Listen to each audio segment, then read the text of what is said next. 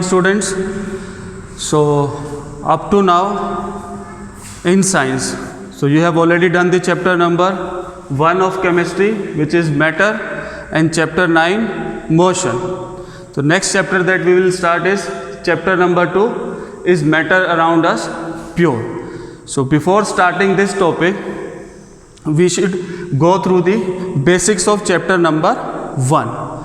So first is the heading of the chapter number 2 is matter around us pure. So we will discuss these two words, matter and pure, one by one. एक एक करके हम discuss करेंगे. तो first we will discuss the part matter. So matter is, we will move to the first part of this flow chart. Matter, first part is the definition part. So in definition part, so you have already gone through the this definition. What is matter? So matter आपने पढ़ा होगा first chapter के अंदर कि matter हम किसको बुलाएंगे, विच fulfil the two condition, की जो क्या करता है, मिनिमम दोनों कंडीशन एक साथ फुलफिल होनी चाहिए. अगर वो एक भी कंडीशन को फुलफिल कर रहा है और सेकेंड को फुलफिल नहीं कर रहा है, so that substance will not be considered as matter. So first is mass, the substance should have mass, and the second is substance should occupy space or volume. ये उसका mass भी होना चाहिए और वो volume भी occupy करना चाहिए. So I have written 3 examples here: air, iron, water. So what is air? Air is a form of gas. Iron rod is a form of solid. Water is a form of liquid. And two more states that you have already discussed is plasma and Bose-Einstein condensate. So what substances are considered as matter and what are not considered as matter? So you have already gone through the examples which substances are not considered as matter. So first is all the types of energy. For example, light energy, heat energy, chemical energy. तो आपने सुना होगा कि भाई यहाँ पे गर्मी ज़्यादा है और वहाँ पे गर्मी बाहर कम है. तो हम ये तो बोल सकते हैं कि गर्मी ने वॉल्यूम कम या ज़्यादा ऑक्यूपाई किया, बट हम मैटर कब बुलाते हैं उसको, जब वो दोनों कंडीशन को क्या करता है, फुलफिल करता है, कि it should have mass, it should have volume. हम कभी नहीं बोलते कि जो हीट एनर्जी है वो 5 किलोग्राम है या 10 किलोग्राम है, 5 और 10 किलोग्राम, हम कभी नहीं बोलते हैं. So that is why those are not considered as energy. Similar in case of emotions, कि कुछ अच्छा लग रहा है कुछ बुरा लग रहा है, तो उसके अंदर अब दोनों ही कंडीशन फुलफिल नहीं होती हैं, तो उस केस में हम उसको क्या नहीं बुलाएंगे, मैटर नहीं बुलाएंगे उसको हम. Now I have written the 3 examples of solid, liquid and gas. First is air, example of gas. Second is iron rod, example of solids. Water, the most common example of liquid. 2 more states are also there, plasma and BEC. BEC is Bose-Einstein condensate. Now first is the definition part of matter, कि what is matter. Second is how we can classify the matter. तो classification of matter is based upon 2 properties, कि हम classification जो करते हैं वो 2 property के basis पे करते हैं. तो बेसिक चीज़ तो आप 8th क्लास में भी पढ़ चुके हो, physical change, chemical change. In case of physical change, the simplest meaning of physical change is, or physical properties, कि when you measure these properties, कि आप किसी की physical property को measure करोगे तो उस केस में क्या होगा, measurement करते वक्त कोई भी नई चीज़ नहीं बनेगी. For example, if you want to check the melting point or boiling point of water, for example melting point of ice, which is 0 degrees Celsius. So when you measure the melting point of ice, it will, the chemical formula of ice is H2O. The chemical formula of water which is formed after the melting of ice, कि पहले हमने ice ली, ice के अंदर chemical formula क्या है, H2O. उसने heat absorb की, melt हो गया, किस में कन्वर्ट हो गया, वाटर के अंदर. वाटर में कन्वर्ट होने के बाद वो किस में convert, the formula remain same, which is H2O. तो first we will discuss what are the physical property और physical change. So I think the meaning of physical property और physical change is clear to everyone, कि जब उसको हम major करते हैं तो कोई भी नई चीज़ नहीं बनती है. Next is classification based upon the physical property, solid, liquid, gas, plasma and Bose-Einstein condensate. तो these are the 5 states of matter based upon the physical change or physical properties. So all of you have gone through different properties of solid, liquid, gas, plasma and Bose-Einstein condensate in the first chapter. Next is chemical property or chemical change. So meaning of chemical property or chemical change is exactly opposite to that of physical property, कि उसका meaning जो है वो बिल्कुल उल्टा है. Physical property को जब हम मेजर करते हैं तो कोई नई चीज़ नहीं बनती है. As we already discuss the example of ice, कि आइस भी वाटर है H2O, और वाटर जो बनता है उसके मेल्ट होने से वो भी क्या है H2O. नेक्स्ट है केमिकल प्रॉपर्टी, कि while measuring these property a new substance is form. For example when you burn the coal, for example when you burn the coal, the formula for coal is carbon. For burning what you need? Oxygen. And upon burning what it will form? Carbon dioxide. So carbon, as there is both the changes, physical change as well as chemical change. How we can define the physical change? Every one of you aware about the carbon. coal, कोयला देखा है सभी ने, वो कौन सी form में रहता है? सॉलिड फॉर्म में. उसको जलाने के लिए हमको क्या चाहिए? ऑक्सीजन. जलने के बाद क्या बनती है? Carbon dioxide. तो फिजिकल चेंज अगर कभी आपसे कोई पूछता है इसमें कि what is the physical change, ये क्या था? सॉलिड. सॉलिड से क्या बन गया? Gas. So that's how this is the physical change. How we can identify it as a chemical change, कि वो केमिकल चेंज कैसे है. तो केमिकल चेंज के लिए हमको कैसे पता चलेगा? What is the chemical formula of coal? Carbon. Single C is written. Upon reaction what it is forming? CO2. And आप बोल सकते हो कि कार्बन तो इसमें ये इकट्ठे ही तो हुए हैं, हमने दोनों को अटैच ही तो किया है.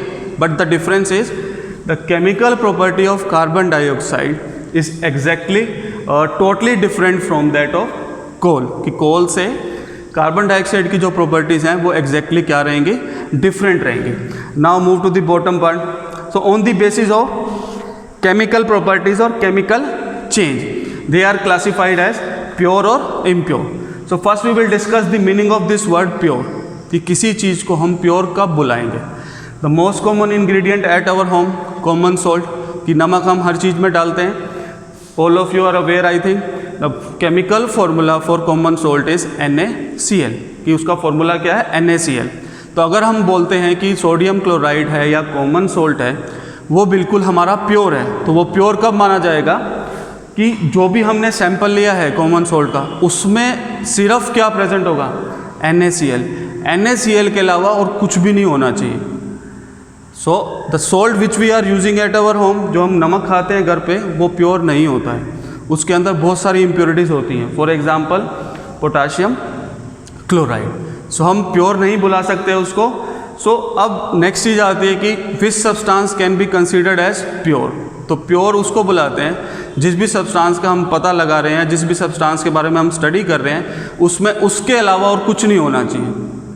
तो that substance is called impurity.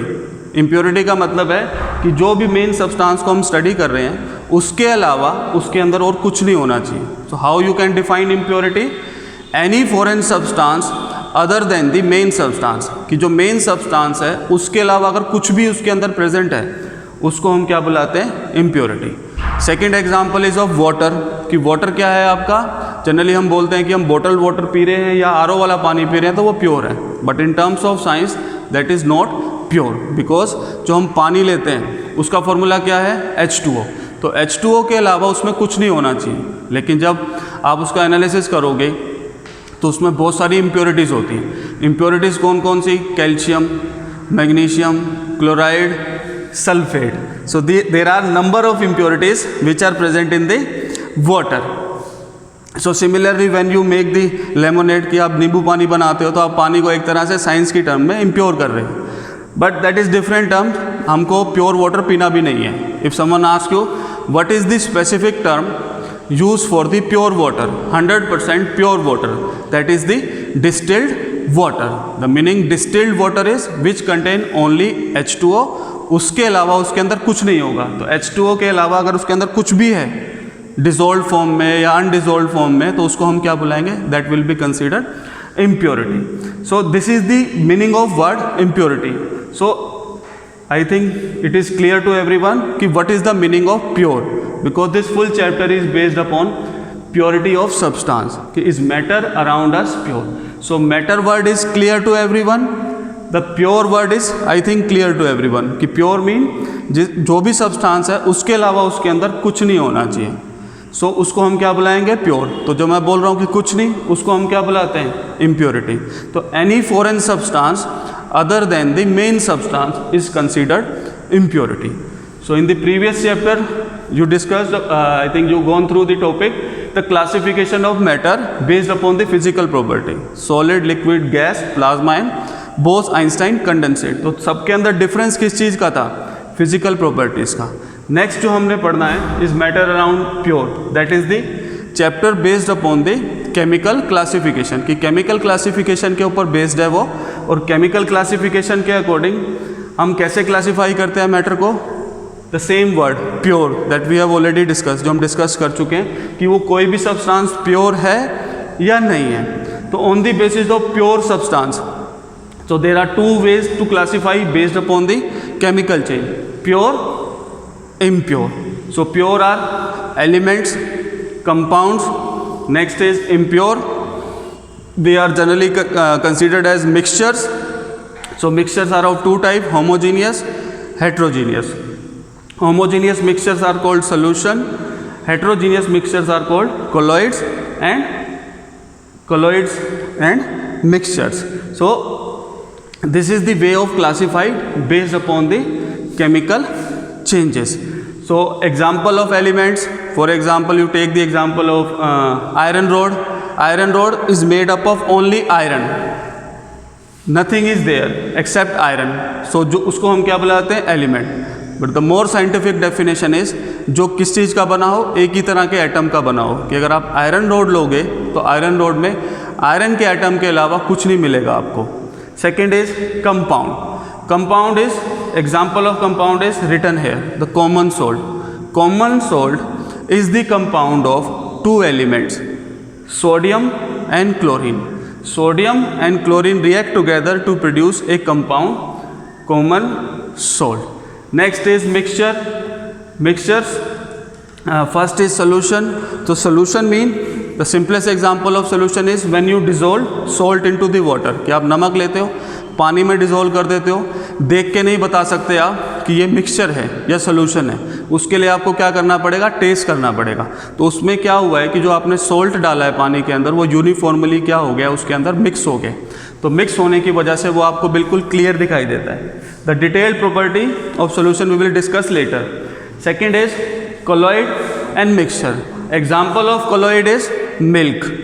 सबसे सिंपल एग्जाम्पल जो है colloid का मिल्क. जो मिल्क आप यूज़ करते हो, the deodorant spray is also an example of colloid. Fog, जो विंटर में फॉग होता है हमारा, वो भी किस चीज़ का एग्जाम्पल है? colloid का. Next is mixture. तो मिक्सचर के अंदर आप मिक्सचर की बजाय बेटर टर्म जो क्या होगी आपकी, rather than mixture you should write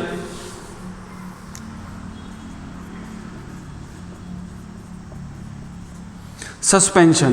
The meaning of suspension is कि when you put sand into the water, कि जब आप सैंड को पानी में डालते हो और आप उसको मिक्स करने की कोशिश करते हो तो भी वो मिक्स नहीं होती, और थोड़ी देर के बाद क्या होता है? सैंड जो है वो सेटल डाउन हो जाती है. So this is the example of suspension. So the properties of, तो in this chapter we have to discuss in detail what is element, what is compound, what is solution, what is colloid, what is suspension. तो first thing is वो होते क्या हैं. Second is what are their properties, कि उनकी properties क्या हैं, कैसे हम आइडेंटिफाई करेंगे, और कितने टाइप के सोल्यूशन, colloid और सस्पेंशन होते हैं. Second topic that we will discuss in this chapter is, this chapter is generally divided in two parts. First is these different classification, their properties, how they are differ from each other. Second part is how we can separate the different component of mixture, कि जो अलग अलग component है mixture के, उसको हम कैसे separate कर सकते हैं. तो वो different methods हम पढ़ेंगे उसके अंदर. So this is what all about the introduction of chapter 2.